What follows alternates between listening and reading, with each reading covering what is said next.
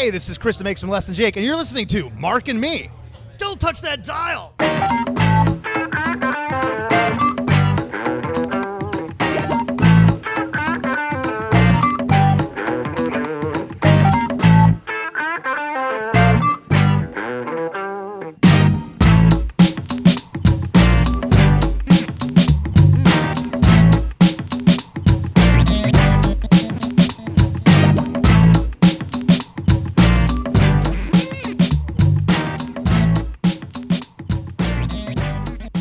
Hello and welcome to the third and final part of the Slam Dunk specials for the Mark and Me podcast.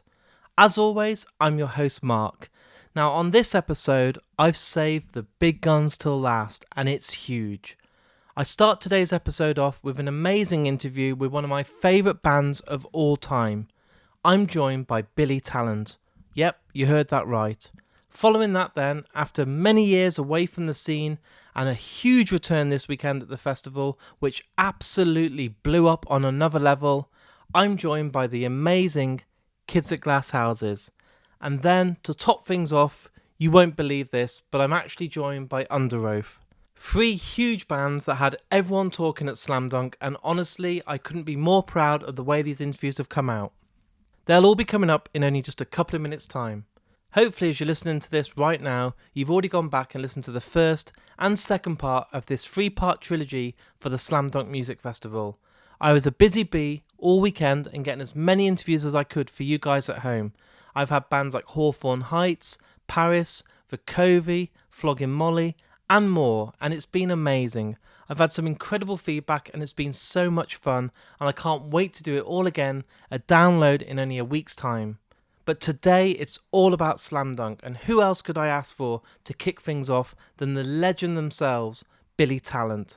So here's me and Billy Talent talking all things music.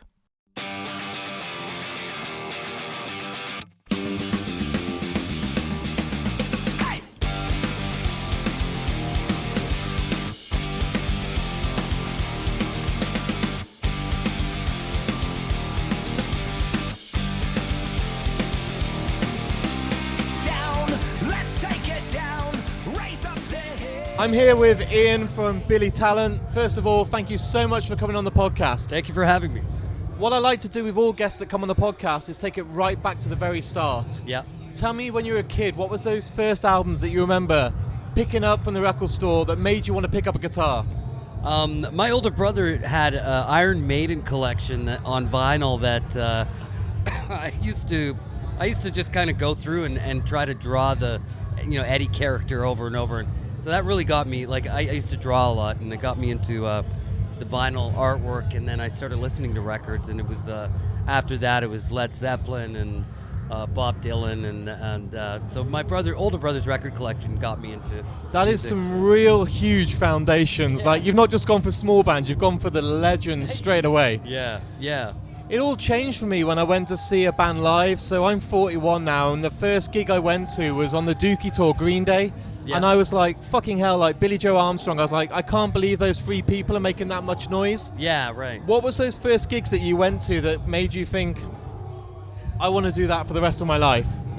I think the first gig I went to was Rush at Maple Leaf Gardens. Fucking hell, man. Yeah, and my older brother took me, and I think I was 11, and I just loved it. I loved that these three musicians were making that much incredible music coming from the stage, and I was just blown away by their musicianship.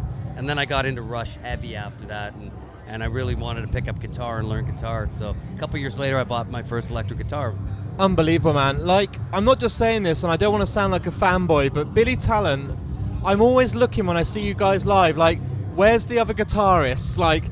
This is too much for one guitar, man. Wow. I truly, and I was saying this to Martin before, there's guitarists for me that change music, like Tom Morello, Rage Against the Machine. Yeah. Absolutely fucking killed it. Same Jimi for me, Hendrix, yeah. unbelievable. Yeah. I truly mean this, dude. What you do on that guitar, it's hard because I'm talking to you, but if I was talking about you, you do so fucking much that's going on all at once. You're keeping the riffs going, you've got the solo work, you've got this real chuggy sound that just fills the stage.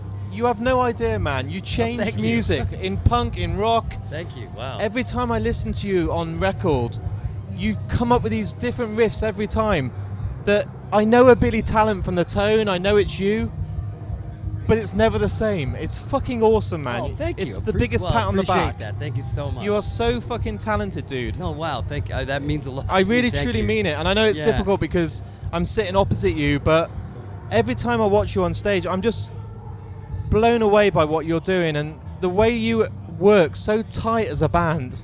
The rhythm section, but you're still doing your other stuff.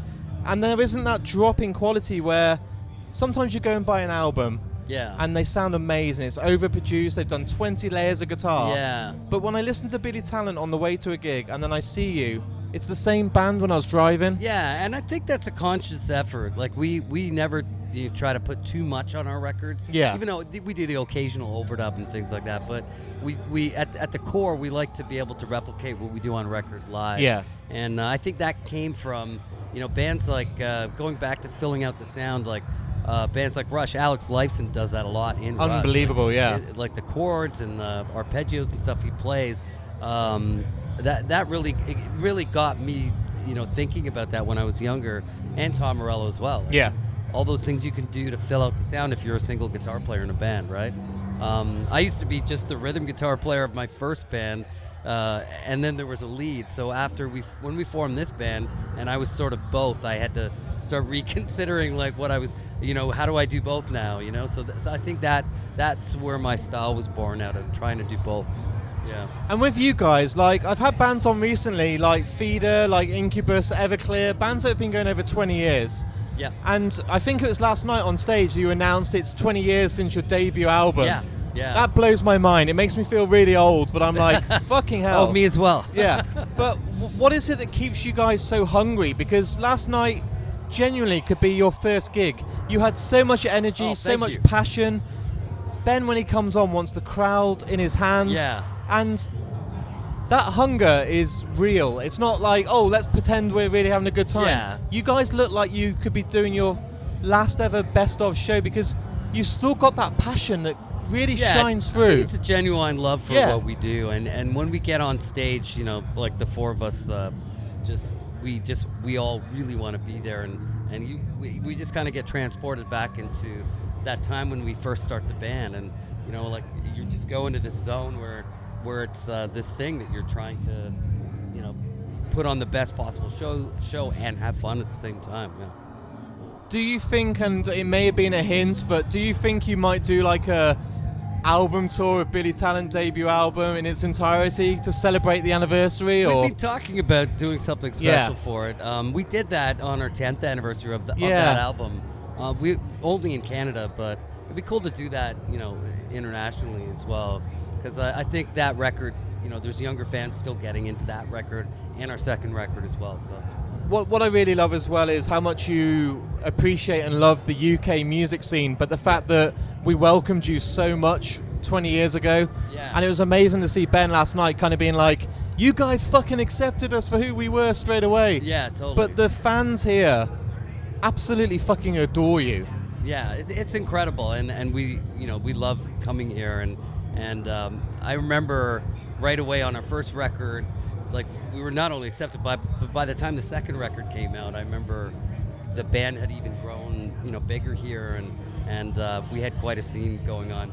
So yeah, we love our fans here, and we love coming back here. And what is it like now? Because each year you're kind of going up the bill, and you're getting bigger each year, and it's not like you're this band that are gradually just trying to cling on to the past. Yeah. Look at the poster. You'll want to blow the headliner. Like, I was saying to Martin yesterday, I would put money on you guys headlining this festival in the next couple of years. Well, yeah, like we just make music, and we still really love making music and putting out records. So I think as long as we try not to think about all that other stuff. It's just the genuine love of just putting out records and making our fans happy. So if that comes with it, then so be it. That's great. That's awesome. And right now, as we're sitting here, you've got another UK show tomorrow. Yeah. Again, it's just like you guys never stop. You never take any real long time out. It seems like you're always gigging or writing or doing another album, and Is it just because you fucking love what you do? Absolutely, yeah. No, we genuinely love what we do, and we did spend a lot of time in Europe over the last year, so we're trying to favor the UK now a little bit more. That's why we got a gig in Brighton tomorrow, and then we head to. It's going to be awesome. Paris after Martin that. lives in Brighton. Oh, nice. That's great. It's Coming out. Oh, I can put you on the guest list. Yeah, if you want to come. Yeah. Yeah, give me your full name and plus I'll put +1. And You just you're on the can't list, yeah. fucking get a ticket. It was like boom. But that would be Small awesome. gig too, right? Yeah, real fucking nice. Have you been to that venue before? I don't know if we have. No. No. I don't think You're gonna fucking. It's called It's Chalk, not a right? massive venue, is it? It's called Chalk? Yeah. I don't think we've played there. We haven't played that one before. Yeah? Awesome. Cool. Awesome. Oh, wicked. Yeah, looking forward to it. Yeah, great. And as you're sitting here today, at the moment you haven't played the set here. Do you find that when you're going on, and I mean this with full respect, you're going to get the diehard fans that come here for Billy Talent. Yeah. But is there a bit of you that wants someone today that hasn't heard Billy Talent that walks past and goes, fucking hell, I love this band. Who is this? And then they leave and suddenly Yes. fall in love with you. I think that's the most gratifying thing of Yeah. playing festivals is being able to play, and then people that are kind of not, they may not really know the band or anything, Yeah. but hear a tune and be like, hey, wait, I know this tune from somewhere, and then get into the band from that. Because that's happened to us. Like I used to go to festivals all the time, and you don't, sometimes you don't know the band, but you know the song, right? And it's that's always the best part, yeah. When you were here, like, do you ever get time off? Do you get to say, like, we've done our set, let's go and watch Enter Shikari or Yeah. Offspring? Do you get a chance to check out the other Yeah, bands? I think that's the best part about being able playing a little earlier, and then you, like last night we went and saw the Offspring on the other stage, and checked out a bit of Enter Shikari, and so that's the fun part. I already feel like we missed some of the bands today because they were starting so early, but. I know, we're sitting here and we're doing yesterday we did 6 interviews, today we've got 6 or 7, but I've made sure that this afternoon we're going to go and watch some fucking bands. Yeah. This is a music festival. Right, yeah, I love I talking know. to people, but I want to go and actually watch some bands. But your set, and I'm not just saying this, last night was electric, and I think I couldn't pick a better set list. I couldn't believe, I think you played 12 tracks in about 35 minutes, and I was like, I remember at the end, Ben was like, rushing, like, we need to go, we've got to get yeah. But it was just hit after hit after hit, and It it's was like, hard making a set list that short, to be honest. I know, it's 'Cause we're used to crazy. playing an hour and a half, right? So it's we're like, well, which songs are we gonna cut? Because when you're a band for 20 years now, Yeah. you accumulate all these singles and songs and that people. I wanna always hear. feel like that, like Incubus and Foo Fighters and you guys, how do you get like 100 songs down to like 15 or 18? Oh. Because you probably want to Yeah. always add in new songs so it keeps Yeah. it fresh as well. You want to play new songs, not just keep playing the old stuff. Yeah, like we were playing 5 or 6 from the new record, and now we're just playing 1. Yeah, that's crazy, Yeah, man. yeah. It's fucking crazy. But what I do on the podcast, and it's my final question, is every guest that comes on, and this can be literally up to 270 episodes now, which is insane. Wow. Every person that comes on the podcast gets to choose the final song that's played, but it can be any band or any song in the whole world. So can you tell me what's a song that means hell of a lot to you that you want played after today's interview? Oh wow. Anyone in the band usually struggles the most because you've probably got 10,000 songs you love. But is there a song that just really means a lot to you when I ask the question that's in your heart and body and soul? Yeah, there's so many songs. Oh wow. Does it have to be in the punk genre? Can it be Anything in the whole world. I'm gonna pick a Leonard Cohen song just because I've been I watched 2 of his documentaries in the last week, and yeah, this song is beautiful. It's kind of a waltzy, slow number, but "Dance Me to the End of Love." It's just a beautiful song. Unbelievable. Do you know, I've always been a bit ignorant, and I love Jeff Buckley, one of my favourite artists of all time. And I always was like, I keep hearing Leonard Cohen, and I was like, I'm sure he's great, but I was just not, I don't know why, I just didn't ever get into him. Yeah. And recently, is it something Blue Raincoat? Famous Blue Raincoat. Yeah. I listened to that, and I was like, the hairs on my neck was sticking up. Yes. And He I has the ability genuinely to was do like, that. this is the best lyricist I've ever Yes, fucking heard. Yeah. And I was like, why have I fucking avoided this? And I've gone down this whole hole now. and I can't get enough. And I'm listening and reading the lyrics and hearing his voice, and I'm so fucking gutted that I can never see it live. Oh wow, yeah. I feel lucky I was able to see him man. twice live. Whoa. Yeah. Was it as good as you dreamed? It was incredible. I am so jealous, dude. This was about maybe 8 years ago, so it was an amazing show, and just to hear all of those songs like "So Long." Oh my Marianne. God! He went. I would have cried. I would have sat there crying. Yeah, he played "Famous Blue Raincoat." No. It was non-stop, song after song, just goosebumps, hair standing up on your neck. Yeah, incredible lyricist and songwriter. There's two people I missed out on. Tom Petty too. I never got to see Tom Petty. I never got to see live either. And I'm like, I wish I saw him. And Jeff Prince. Buckley as well. That would have been a dream, but yeah, and Jeff Buckley. Yeah, but he covered Hallelujah, right? Like so many, man. So many. Too, yeah. Thank you so much for coming on, dude. Thanks for having me. Yeah. I am a huge fan of your work, and I'm always excited by where you're going to go next. And I hope it's not too long until we get another album. You know. Yeah, we'll be back. Yes, you'll be back, enough, and come and do a massive tour, and let's hang out and have a beer. Yeah. We're putting out we're going to be. We're in talks of doing a UK run, so awesome, man. We will be back here sooner than later. Thank you so much for coming on the podcast, dude. Thank you so much. Yeah. Sing to the children who are asking to be born. Dance me through the curtains that our kisses have outworn. Raise a tent of shelter now, though every thread is torn. And dance me to the end of love. Honestly, I know I geeked out maybe just a little bit too much. I was a bit too much of a fanboy.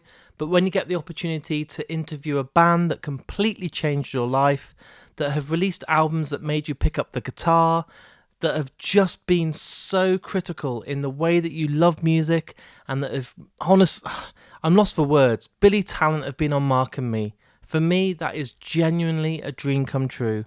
And Ian was just an amazing guest. And how cool was it right there? I'm sitting there interviewing him with my good friend Martin. The next thing you know, he's on the guest list. And the following night, he then went with his wife to go and see them at an intimate venue in Brighton because of Mark and Me. Unbelievable.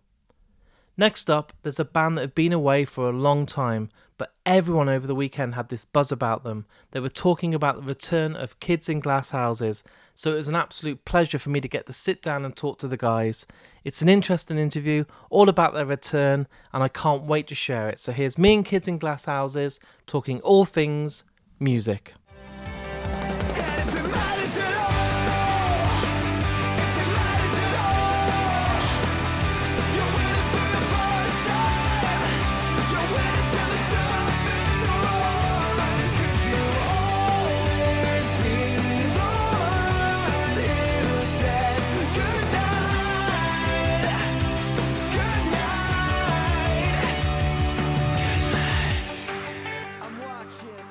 I'm here with Kids in Glass Houses. Both of you, welcome back to the world of music, and most of all, thanks for joining me on the podcast today. You're very welcome. Thank you for the welcome back.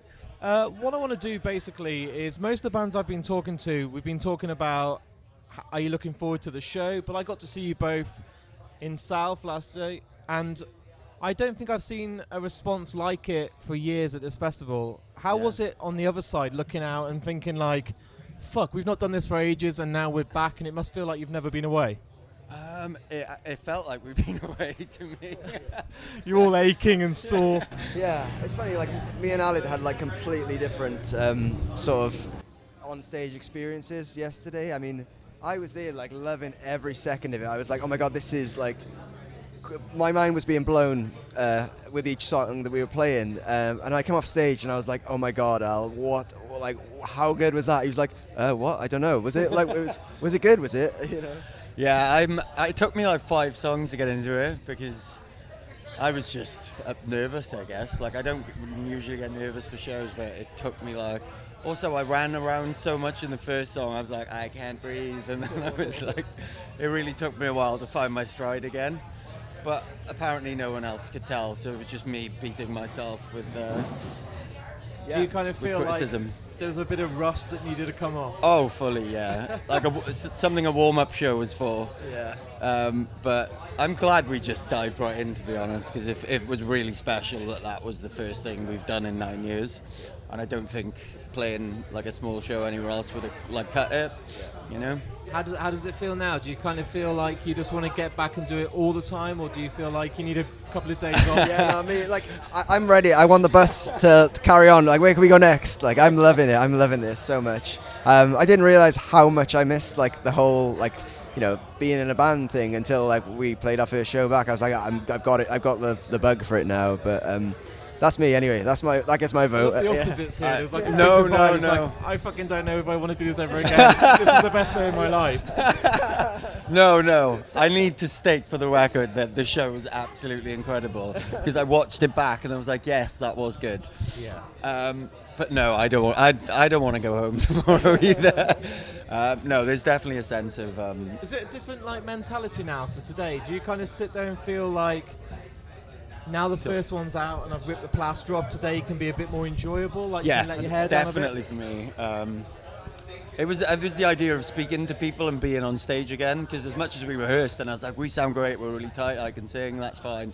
It was the bits in between that I was really stressed about, but now I'm a bit more relaxed about it and I'm just very sort of a bit more nonchalant today than I was. I mean, it shows. Like, I actually had a bit of a lay-in today. Like, yesterday morning, I was up at 7 o'clock. I had 4 coffees by 8 o'clock. I was Fucking, just like, shaking. wired. Like, come on, what time stage time? What time stage time? But like today, I'm quite relaxed. I'm looking forward. I'm still excited, but It's yeah. such a different vibe as well. Like, I've never done North before, so I've been to South many times, but yesterday was boiling hot. I was melting. It felt like I couldn't move today. It just feels like, I can breathe again. Yeah. It feels nice. Yeah, Sunday vibes. I mean, I got burnt yesterday. Everyone kept poking me in the nose. It was stunning though, wasn't it? Yeah, it was fantastic. It was amazing. But yeah, I can see what you mean. It's sort of two different polar opposites, like a high pressure, boiling hot. You're in the oven, Yeah. and like today, it's like yeah. What was it that kind of, and I know you're probably going to get asked this a lot, but what was it that made you want to jump back on the saddle and get on? Was it a certain... It's a really strange, interesting story. I find it quite interesting. I mean, essentially the whole thing came about because we saw copies of our Smart Casual vinyl, which we issued a few years back, going for like hundreds of pounds online. And we were just thinking to ourselves, like, that doesn't seem fair. Why are our fans having to pay that? It doesn't seem fair. Like, we can do something about that. We can look to reissue the vinyl. So we were like working towards like getting that done. We felt it was 15-year anniversary, felt like a sort of good moment. And at the same time, our producer and friend Ramesh, we sort of discussed it. We mentioned it to him, and he's like, "Oh, funnily enough, I've been remixing the album in my spare time. Do you want to hear it?" As you do. Yeah. Do you want to hear it? And we were like, "Yeah, we do actually. Yeah, that would be great." And obviously, you know, Ben Ray, the Slam Dunk promoter, has been in touch with us for a few years trying to get us back, and it was like he got in touch this year, and we were like, well, actually, that could be really useful for us because we've got this vinyl coming out, 15-year anniversary. It all kind of fell into place. And then, of course, one thing led to another, and now we've got like a pretty massive UK tour planned for the end of the year. So, and you don't want to do anything else except the band. I'm just I'm quitting my job on Monday. Was it kind of a wake-up call, going back to the real world and kind of doing other things and not having the band as your main purpose to get up every day? What, initially or? Yes. Yeah, I mean, it's been, is it 7 years now you've been off? 9. Oh, yeah. Nine? Yeah, so I would say the first year and a half was brutal. Oh, man, it was like I don't Was it mind like being dumped? admit it. Yeah, Were you like, there was a lot of mourning involved in it. Yeah. I think it was quite a harsh sort of transition in your life. I think. Yeah, you're kind of grieving for it. And then there's so many things that come with being in a band, and there's like a tension and all that stuff that you just don't, like, if you grow up in a band the whole time, you don't have a normal like upbringing or like early adulthood. It's a really strange thing because not many people go through that kind of thing. So adjusting to sort of the real world after that is like a bit bumpy. Yeah. And then, you know, luckily I think we've all done quite well to like find careers that we enjoy and that like are sort of creative or creative adjacent pretty much. So, yeah, and I don't know, like I think we'll be a lot more comfortable now knowing we've got jobs and careers rather than jobs, careers. It's a beautiful time in our band right now. I mean, we're obviously only like this is day 2 of Kids in Glass Houses Mark II, isn't it? Like yesterday was our first day back officially. but there's like no pressure on us to do anything. Like whereas before it got a bit, as most bands would, I'm sure, would be able to appreciate it. You get a lot of pressure on you. You have to play shows. You have to keep the bank balance turning over, and none of that is a factor anymore. So it's like we're purely making decisions for the band's sake. For like we're doing That things. must feel so refreshing. Like you haven't got to worry about a certain amount of merch that's got to sell or dates. You can just go, fuck it, let's do a show because we want to. Yeah, and It's the admin and the like minutiae of being in a band that kind of kills you as well, like especially like back in the day. So to just like focus on like hanging out, playing music with your friends, which is like the fundamental like important thing, and then getting to like share like cool stuff with the fans, like that's the only things like we really want to do and care about. So to just be able to just do that now as like a part of our lives without having to like move mountains or anything like that is amazing. Does it feel like 15 years since Smart Casual? Does it like, do you pinch yourself thinking, fucking hell, it was only a couple of years ago? It's one of those weird ones where it does, and it feels absolutely like, wow, that was a long time ago. But like in terms of time, it could easily be like last year. Like I can remember so much of it so vividly. Yeah. But I'm not very good with time. Yes.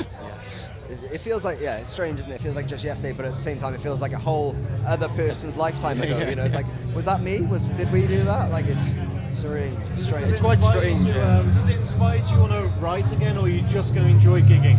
Are you going to sit and get in the studio again and start writing, or do you just want to enjoy what you've got? That's the beauty of where we are as a band right now. It's like nothing's off the table. If we decide to put music out, then if that I can imagine you guys sound checking and being like, listen to this little riff I've wrote, and like, oh, that could be good. Let's do something. What do you reckon we'd sound like in 2023?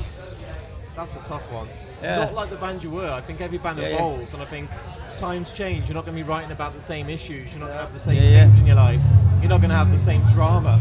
So I'm doing market research on a podcast. You heard it here first. It was exclusive. But, are you going to get to enjoy other bands here, or are you just going to shit yourself, do your set, and go, oh, fucking hell? I really wanted to watch Holding Absence. Yeah, I think they're on in a minute. I just watched Holding Absence. I watched the first song and a half, and I saw the last two songs yesterday, so I would say I've seen Holding Absence a bit. I'm going to watch all of Shikari today, I think. Yeah, I saw a bit of it yesterday. The production was amazing.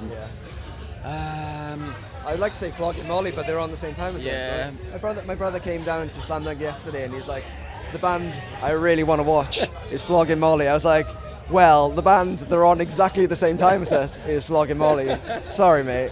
We watched your set yesterday, and today we're going to watch Flogging Molly, because I interviewed them yesterday. And he is the most humble, down-to-earth guy I've ever seen. He was literally talking to me and being like, yeah, we have rituals before we go on stage. I was talking to Dave Grohl last week, and I'm like, what? And he was just literally like, and then before we warmed up for the Rolling Stones, I'm like, you're so casual about this. Like, what the fuck? They're like an institution, aren't they?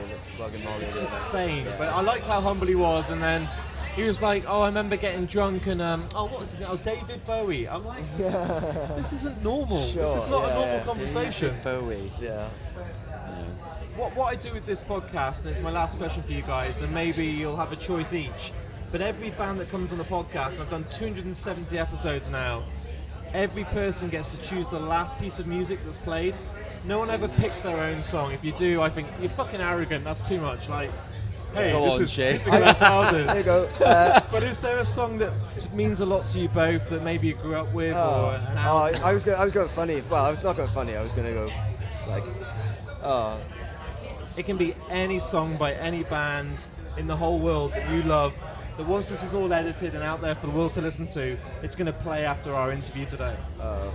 Oh, I'm feeling really pressured now. Yeah, this is a tough. This is going to define you. This is going to define me. Oh my god, I'm stressed. I'm sweating. The best thing is, what I'll do is I'll edit it, so then I go, so what do you think, guys? And you're like, well, it's this. And it'll be like, these guys never had any stress here. But is it Battle Health by Meatloaf for you? We can't do that. But I would love to. Yeah, I would. You can say Battle Hell by Meatloaf if you want. It's your favourite song. Battle Hell by Meatloaf is a very important song to me. I was not expecting it means that a lot to me. all. Yeah, I love that song. I love that album. There's a karaoke version that is Right, go and get a boombox. Usually topless. Topless meatloaf at Slam Dunk. Well, I've had to get my my live music fixed somehow, haven't I? We've been away for 9 years. So after this interview, we're going to literally go straight into Bat Out of Hell. I'm desperate for you to just bust your shirt off on Saturday today and just Please do it on knee stage slide, today, yeah. Just fucking bust it out. Cover Please. Oh, this band have changed a bit. I don't remember this guy. Yeah. Lead bassist. And I suppose the next big thing now for you guys basically is just getting ready for this tour. Yeah. Yes. Yeah, really excited. Yeah, so we got plenty of time to prepare. Is it towards the end of the year, isn't it? So it's October Mid-October. this 40, 50. Mid-October. Mid-October. Yeah. Yeah, we've got plenty of time. We're going to make it very special. We've got put a lot of it into it. Yes. Yeah, we're doing Glasgow. I know the dates: Glasgow, Manchester, Birmingham, London, Bristol, and Cardiff. Yep. So all the major cities, and yeah, it's just going to be fun. Like, I think we just want to celebrate the record, and just just a sick time in our lives as well. It's like such fond memories of that time, and so of our friends, and so of our families, and so of our fans. So it's kind of just getting in a room and kind of reliving it a bit, you know. I wish you all the luck with it. You don't need luck. You guys have pioneered yourselves into the status you deserve. You must have looked out yesterday and gone, well, like you did. Yeah, I did. Fuck me, this is amazing. And, I can't wait for Birmingham. I'll be there. Thank you so much. I might come and watch a bit of you today with Flogging Molly after a while. Yeah. But Go find Shay's brother. He's awesome. probably driven up. I hope it all goes well, guys. And Thank you so much. Thank Thank you you so for your much. time. having us. Bye. I'm gonna hit the highway like a battering ram on a silver black phantom bike. Oh, when the metal is hot and the engine is hungry, I'm all about to see the light. Nothing ever grows in this rotten old hole, and everything is stunted and lost. And nothing really rocks, and nothing really rolls, and nothing's ever worth the cost. And I know that I'm damned if I never get out, and maybe I'm damned if I do. So there was my interview with Kids in Glass Houses. Honestly, one of the biggest bands of the weekend. The crowd were electric for them at both North and South, and there was a real vibe, there was a real buzz, and the whole talk of the festival was about their return, and they delivered on another level. Absolutely unbelievable, and I can't wait to see them on their UK tour at the end of the year. And I'm really going to work my arse off to get them back on, because I felt like we could talk for another hour at least. Next up, and to close things off on this trilogy and this amazing journey that I've been on at Slam Dunk, is Underoath. I can't sit here and pretend that I've been a fan of them for years. They're quite new to me, and I know they've been around, and I know that they deserve the legendary status that they've got. But to sit down with them, honestly, was just unreal. It's my favourite interview of the whole weekend, and that's why I've left it to the end. It's so good. So let's get to it. Here's me and Underoath talking all things music. Teach me to let go.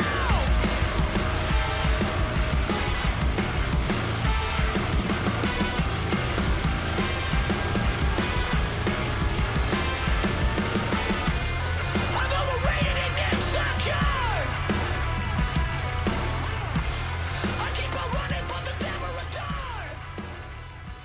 I'm here now with Underoath. Both of you, welcome and thank you for joining me today on the Mark and Me podcast. Yeah, here we are.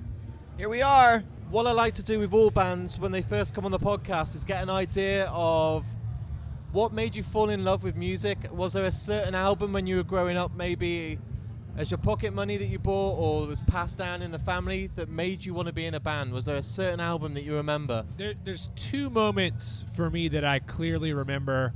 So my dad was a huge Zeppelin guy, Awesome. and so that was like since I was a baby. Like I don't remember life before Zeppelin. I mean, he loved the Beatles and Pink Floyd and the Stones, but I specifically remember Zeppelin because of how aggressive it sounded. You know, like it was heavier out of all those. And I wanted to play guitar, and then shortly thereafter, I have an older brother and two older stepbrothers, and they were always listening to cooler stuff. But we got into Nirvana, and I saw videos and stuff of Kurt Cobain. This is all before he died. You know, I'm really little, playing and singing at the same time and jumping in crowd, and like that was it. I saw clips of Nirvana shows, and I was like, I'm gonna do that. That was it. Isn't it tragic that as great as Nirvana are, I never got to see them, so all I have to go We off didn't is need- like I mean, watching fucking videos. I didn't get into Nirvana until I was 10 when he died. Yeah. So, or 8. I'll be 40, so yeah. I'm 41, and I remember just going into secondary school, so I think I was like about 8 or 9. Yeah. And I was like, I just got Nevermind on cassette, and I was like, this is fucking amazing. And then I was like, oh, I'm never going to get to see this band live ever. I grew up in a really strict Christian family, and every Friday night my dad would like secret drink, and he had like 200 vinyl that we didn't listen to, because it was only Christian music. And on Friday nights he would pull out the Stones and Zeppelin and the Beatles, and it's kind of the same music as he was talking. But for me, my big music moment was in America. Something that's really popular is Little League Baseball. It's like really popular. And our baseball fields were situated around a major field. And during the daytime when the kids would play, they would clean like the popcorn and the beer and shit from the major field. And I was 10 years old, and the cleaners would play music over the loudspeakers while they were cleaning, and they were playing Wonderwall this one day, and it changed my life. And that's what I want to do. So, and we were both the biggest Oasis fans, but that moment for me was like, I was like, this makes me feel like a thing. You know what I mean? Like, so I think the short answer to that is like, the feeling of music probably for both of us is what got us going. Do you know what's really fucking weird? We drove here today, and on the way up, we were talking about, imagine the moment that Oasis announced they're back. We've been talking about it for 6 months. Yeah. We've been talking about it for 6 years. Like, Yeah. dude. I'll fly from wherever I am in the world. Yeah. So we have a pact because we've seen so much stuff together. We obviously grew up touring together, and we said if they announce a show, even if they end up announcing a tour later, like, we're not going to miss the opportunity because it could just be one. You never know with Oasis. Like, we would fly our asses over here for it because we never got. That's another band we never got to saw. Like, see. I was at Nebworth. I was at Main Road. I was at the Blackpool show. You were at Nebworth. I was at Nebworth. What was it like? I can't remember it because it was just so epic. There's so many people. It was so fucking insane. I have memories. I just got goosebumps. I've got fucking memories of their last tour when they were really fighting all the time, and I went to Birmingham. And there was like Liam and Noel, you could see the tension on stage, and you just knew something bad was coming. And then I was like, when they announced they split up, I was fucking gutted. But then 2 years ago, I went to see Liam, and he just started with Rock and Roll Star. And I know I've Noel. watched it all online. I know Noel wasn't there, but I've seen it all. It was fucking awesome. Like, it didn't matter. I will say this. I believe this, that Oasis is the coolest fucking band in the world. There is no. It is the coolest rock and roll band in the. Yeah. It's today, the coolest rock and roll band in the world. The thing that I'm not just saying this because I'm from the UK, but for me, Oasis's B-sides are better than most bands' A-sides. The fact they 100%. fucking The Master Plan is one of the greatest songs ever. Aqueous is unbelievable. When Noel and Liam are both singing in that chorus, I'm literally getting hairs on my neck sticking up thinking about it. And that's their B-sides. They're like, Half the World Away, B-side. I'm like, fucking hell, like, whatever. The track Standing on the Shoulders of Giants. fucking B-side. hell. Unreal. Unfucking real. Whatever. We'll stick it at the back, We've watched everything that you could watch, even all the newer Liam stuff. Like, we were grabbing his first solo record right when it came out, magazines where he was talking. Like, we're big Oasis fans, Like, Did you not want to go and see Liam on his tour? I would, yeah. But, like, the odds of it happening in America when we're not already on tour. Yeah. Like, that's never happened for us. Like, Liam is probably my number one idol as a frontman myself and a singer. Like, that has been God, and I've never been in the same building as him because it's just, we've toured and played with hundreds and thousands of bands, and we go see bands when we're not on tour. It's just never lined up to where I've been able to see it. Imagine the moment, though, you get a phone call or you look at the festival bill and it's like, Oasis. No, listen to me. I would get on an airplane to the UK. I would hire a ticket as fast as I could. Yeah. Like, here's my thing. I don't want to hijack your interview, but I believe this. I think that Oasis, nobody from America could do that, because people are like and we had a conversation in the dressing room at Wembley the other night, and I feel like you can only get that from the north of England, what that is, and like it's just a special thing to me. And it's not the best bands in the world, in my opinion, come from the UK. Obviously, the Stones, it's a fact, and the Beatles. The best rock bands in the world come from the UK, but Oasis is another thing. I don't know how to explain it. But are you guys on the same page and getting close with Stone Roses? I like Stone Roses, but not like Oasis. They're in their league of their own. Yeah, I like the Stone Roses.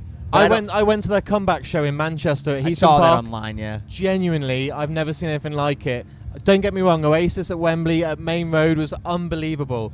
But Ian Brown coming on after 20 years of people saying, are they going to do it? Are they not? Everyone's singing along to fucking Stone Roses, Fool's Gold. It was unbelievable. I love Travis as well. So my band supported Travis 20 years ago, just before they brought out Why Does It Always Rain on Me. We played at the Shrewsbury Music Hall in front of 200 people, and my dad was standing there. I got everyone in the whole crowd to turn around and wave at my dad, who was stood at, because he's like 84. Fuck off! I swear on my life. And they just then, a week later, brought out Why Does It Always Rain on Me? And they blew up. And I watched them go from overnight, sitting there, having a cigarette backstage, chilling with Fran, all of them chilling. And the next week, they just blew up. There's a video. There's a Travis video from Glastonbury of them playing that song, and it's raining. Yeah. Do you know the one? As they play it, it starts. Do you know the one? Raining. Brother, I just got. We're also big Radiohead fans as well. So a couple of weeks ago, I went to see The Smile, who are Tom York's side project. Yeah. They're as good as Radiohead live. It blows my fucking mind. I've seen, on the contrary of what I was saying earlier about bands I haven't seen, I've seen Radiohead live like 10 to 12 times. So at one point we were on EMI, and Radiohead was also on EMI in Canada, maybe worldwide, I don't know, but Right after Hail the Thief. yeah. Oh, what an album. They put on a secret show in a 12 to 1,500 cap room that was all seated, and our record label had 6 tickets for us because they knew that we were fans. Like my first tattoo, I'm not going to take my shirt off, but my first tattoo when I was 18 was a Radiohead from OK Computer, like the inside and stuff. Unbelievable. And we got to go see them from here to maybe where that guy is sitting over there. Maybe, I don't know. For the listeners out there, it's literally 20 foot away, 30 foot, yeah. We call it feet, you'll call it meters, whatever. Yeah, about 30 feet away, we're sitting there, and we watched this special show, and I still have a poster from it that I got framed, and it's been in every house or apartment that I've lived in since that show, and that was 2005, I think. 6. He had this piano in their production. They were like testing the set for the world tour. This was like a test show, and he had this camera, and he sat at this piano, this upright piano, as you do, but it had a camera, like a fisheye camera, and it started with him looking at it like this, and playing, and there was all these broken up screens, like these 2-3 foot wide, 6 foot wide screens, and they're all shaped right, and it was just his eye, and it was the dude. As you can tell, like, we just love music. It's incredible. Like, and like specifically the two of us out of our band, we specifically love British music. Yeah. So this interview is fun because Radiohead genuinely, when they brought out Kid A, changed my life. Like the opening chords on Everything in the Right Place, dude, makes me just fucking want to come. Tell you, like, this is music ecstasy. There's nothing like it. I'm like, how the fuck did they go from I heard that? So if we're going back to the falling in love with music thing, like why we started playing, it was like the rock and Nirvana, Zeppelin, Beatles, all that shit. But like, I remember I was in elementary school when that came out, and my friend had MTV2, which would play the videos that MTV wouldn't play, and it was like the album was coming out, so they were playing all this Radiohead stuff. I remember hearing that and thinking as a young child, I know this maybe sounds bad or whatever, but I was thinking like that must be what drugs feel like. Yeah, that's because it, isn't the way it? that Ecstasy. my brain it's like, felt, wow. Like I had never heard those types of sounds that like kind of resonated with like being a young kid and depressed or dealing with whatever you were dealing with like as a young boy, like not knowing your feelings, and like the way that felt, my brain felt like it just went whoosh, like over one side. Like I couldn't imagine those sounds resonate with feelings that I didn't understand how to express. And I was like, that's got to be, you got to get there probably with drugs. Yeah. I had never heard anything like it that made me feel like that. And that's after Changed my life. That's after OK Computer. They're like, here's OK Computer, It which was is an incredible. absolute masterpiece, and now here's Kid A. I'm like, how do you go from that to that and it still fucking works, and I still know it's Radiohead, and I still know it's Johnny Greenwood, who's a fucking genius. Unbelievable band. I feel like with Kid A did that to me as well, but I feel like the one for me was Hail to the Thief. And the Yeah. reason why I have never felt this since I bought the CD 04 whatever it was. And Wow. our band had just taken off, Yeah. right? And we had those Walkman players, the CD, you put a CD in, and I remember Do not shake it. Whatever you happens, know the it'll one, skip the yellow track. one? Yeah. Discman, and I put on 2 + 2 = 5, and when it gets to the back half of that chorus, when Greenwood's doing this, you know what I'm talking about? It's the Unbelievable. devil's way now. Dude, I remember feeling like, oh, I just did heroin. Yeah. Like walking down the road. Oh my god, I want to listen to it now. I'm Me like, too. the change from the start of that song to how it goes to that, I'm like, goosebumps. Let's end the podcast. Let's end the podcast, put some records on, tell everyone else to go fuck themselves. We're going to be here all day. Mate, we were going to do like 4 hours of press today, but I just think we should go and just listen to Radiohead I on think the coach. I think the other thing too that's really interesting about all the music that we like. Yeah. We all like the same stuff. Yeah, we it's- just it's- discovered. We know this. And I think that like it's fine. Tell her to fuck off. Take it to Yeah. like in my opinion, like what created that? It was like a carnal thing. People made music because it was like you had to. Yeah. When you listen to those songs, you know, like you had to make those songs. You know what I mean? And I don't know how much of that I feel now. And I think I think there's good parts to that too, where music is so accessible. Yep. You know what I mean? And I think that's the good side. But I think the bad side is like there's so much available.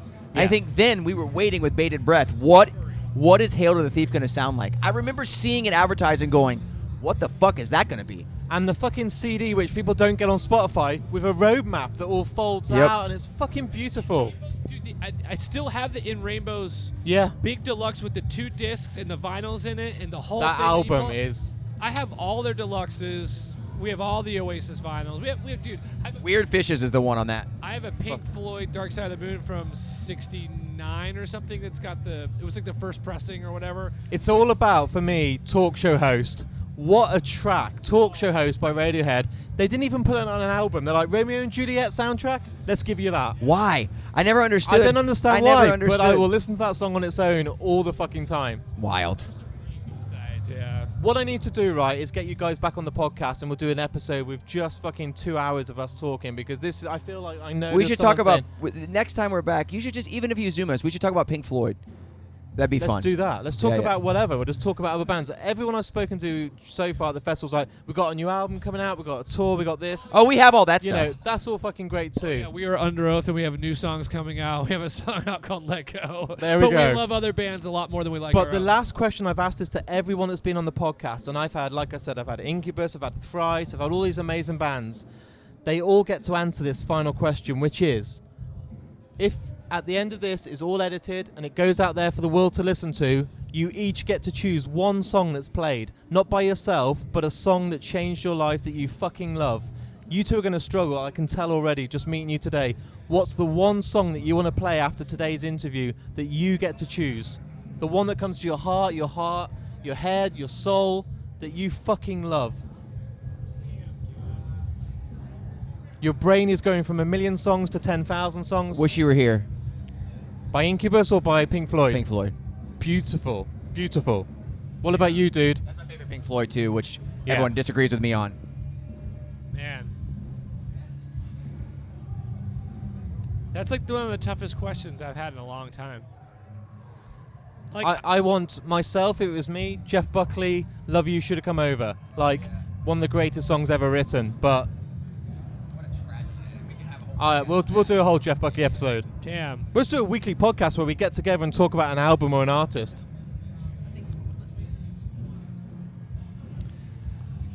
I can't. I just. I'm. Now that I answered, I feel like I fucked up. My head's in the Radiohead space, so I want to say Pyramid Song just because of the way that piano. The piano took 7 years to get that song. That sound. 7 years. I Go love- with Pyramid Song. Yeah, I'm gonna go with that for right now. But if you ask me tomorrow, I'd probably have a different answer. Yeah, can we just rent those songs until we speak next? Of course. And I'm then gonna when we rent do Wish You your Were Here. episode, we'll do another one. We'll rent those until next time. Because then there's heavy sides of me, and like I could go with an Alice in Chains or Nirvana song at the same time, in the same token. But right now, because of what we've been talking about, Pyramid Song, the way that piano sounds has made me feel so many different things. It's in a unbelievable. Down in a Hole. Unreal. You go on the heavy rock side. Down in a Hole would be mine. Yeah. Dude, there's some Soundgarden shit too. There's some, dude, man. What about that Nirvana song that they held until 2004? That's like the last thing that he ever did. Kurt Cobain went in the studio, did it in one day. I know what it is. You Know You're Right. Yeah, that's a great tune. No, it's There's the distortion on the misery- vocal but as well. the misery in his voice, and Yeah. the simplicity of what he was saying. If I brought that and said, "Here's the chorus," everyone'd be like, "That's lame, dude." Like, think about it again. But the fact that that's what I can only imagine, not knowing him, just from reading stuff, like that's what he was feeling. That's the last thing he ever laid in a studio. That is a really It's a important good way song. to go out. That song doesn't get enough notoriety for being like, that's the last fucking thing Kurt Cobain did. I'm going to and listen to it in the car on the way home. Dude, I haven't it'll listened to it for fucking ages. It'll hit you in a different way if you think about, like, Especially after this conversation. I was going to say, it's now fresh again. he And came Pyramid in, Song and everything he's got else. a daughter now. He just got clean, and Yep. he came in and he fucking laid that thing down. He was still going through something, and that's it. Please come back on the podcast, guys. I would want to love- talk for fucking ages. I've got your manager's details. Let's do it. Yeah. Just let us know. Sorry, they're screaming at us. I'm Yeah, so that's sorry. cool. Let's do this. So considering most of you right now are there listening, hoping to hear an interview about what they're up to, their new album, maybe a tour, we just talked about Oasis and Radiohead for about 15 minutes. But this chat for me was one of my favourites. You can't ever predict what's going to happen at an interview, especially at a festival. And do you know what? I love the way it turned out. Those guys were unreal, and we've already talked since the festival about setting up a follow-up, and I can't wait for that because we can cover all different genres of music, and I think we can talk for days. So expect maybe the world's longest podcast when that actually happens. I hope that you've all enjoyed these podcasts as much as me. It was an incredible weekend, and I did say this on the last two episodes. I do want to give a couple of shout outs. First of all, to my good friend Martin, who came along for the ride, took some incredible photos, was an amazing assistant, and helped me a lot. So a massive shout out to you. Emma and Siobhan at the amazing Public City, you guys are just the best in the business, and thank you so much for making these interviews happen. And also anyone else that's helped this podcast get any interviews over the weekend, any guests, it really does mean the world, so thank you. If you've enjoyed today's episode as well, please share this. I say this on all the episodes of Mark and Me because it's crucial to getting the name out there. If you've enjoyed any of these 9 interviews and think, do you know what, I want to share this on Instagram, Twitter or Facebook, then please do. I've made it so easy because all the links are on markandme.com, and you can go on there, and it really does only take just literally a couple of clicks from your thumb. It's that easy to do and will make Mark and Me get bigger and better. So please, if you're listening and have enjoyed today, share. I do also have a Patreon account, so a massive thank you to everyone that's signed up on there. All the money that comes in via Patreon goes right back into the podcast, and basically it allows me to go out there and record these festival specials for you guys at home, as well as hosting the podcast on all the different directories in the world, which obviously costs a lot of money. So please, if you've enjoyed today's episode, the link's on markandme.com, and when you sign up you get exclusive episodes called The Lost Tapes, which are just for you guys at home. Not only that, you get exclusive access to episodes early, you get updates via email every month, you get an amazing pin badge that's exclusive to Patreon members, and so much more. If you're now new to Mark and Me and you've only jumped on board because of these specials, please stick around. I've got loads of episodes coming and another 270 for you to dip back into, and there's a whole range of guests from all different walks of life.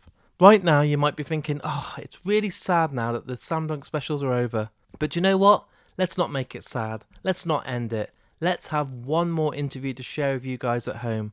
It was by far the best, most fun interview I did all weekend, with a band that just absolutely made me laugh my arse off from the moment we started talking. The chemistry reminded me of the days that I used to do Skip to the End. It was that good, and I've saved it to have its own episode for you guys. And do you know what? It's going to drop in the next 48 hours, so stay tuned on all my social media channels to find out who it is, and honestly, it's worth the wait. So until then, thanks again for listening, everyone. Take care, and I'll speak to you all very soon.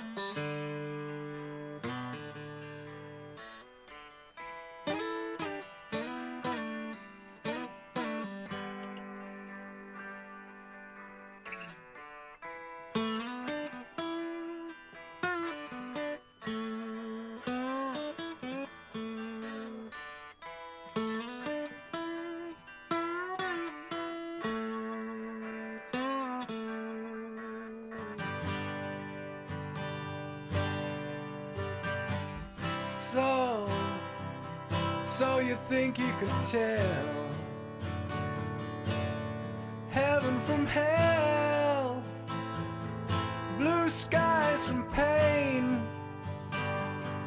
Can you tell a green field from a cold steel rail, a smile from a veil?